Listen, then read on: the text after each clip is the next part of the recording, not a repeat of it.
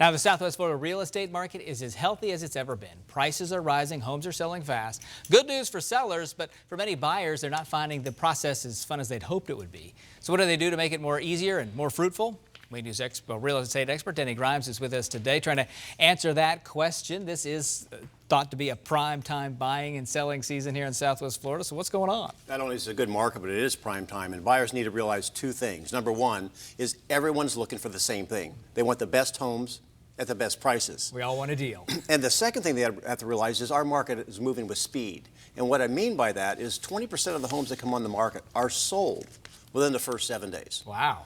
So the buyers can't do anything about the speed of the market, but they can improve their chances of success by following a few simple common sense rules. So what do you want them to do? We're in that season. If you're down here shopping or ready to shop, what do you do? Number one, be a Boy Scout. Be prepared financially. If they're going to use financing, make sure they have a current pre-approval letter. Sellers are requiring that. Number two, if they're going to use a significant down payment or pay cash, make sure they have with them proof of funds. And number three, bring your checkbook. Always good to have your. What do you mean when we say have your agent on speed dial? To be able to move fast?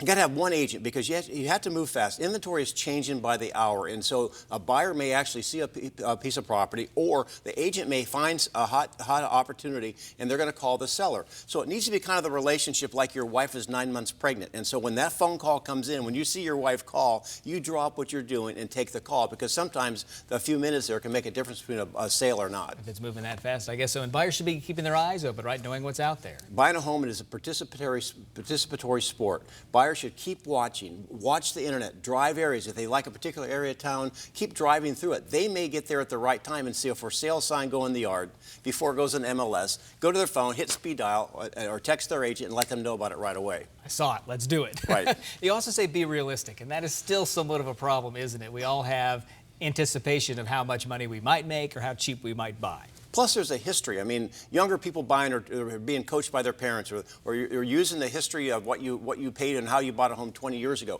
Forget all that. Particularly if it's a new listing, you have to be competitive. Most homes are selling, if they're a new listing, they're selling within 2 or 3% of the initial asking price. So you have to be willing to step up and maybe even pay the asking price, and don't load your offer with a bunch of worthless contingencies. And you say buy first, ask questions later. This to me sounds like an interesting strategy that might scare some off. Well, a lot of folks, they have a bazillion questions, and so I had an email the other day from an agent who wanted to show one of my homes, had 15 questions. They wanted the seller to answer all these questions before they even looked at the home.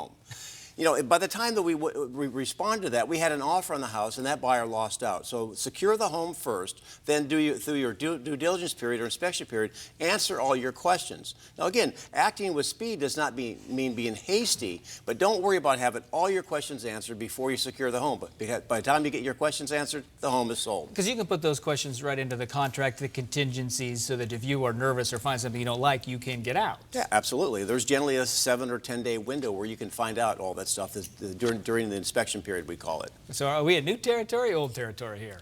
Well, our market is as healthy as it's ever been, and I have not seen the market this rational, this fast in a long time. That's good news. We'll be right back.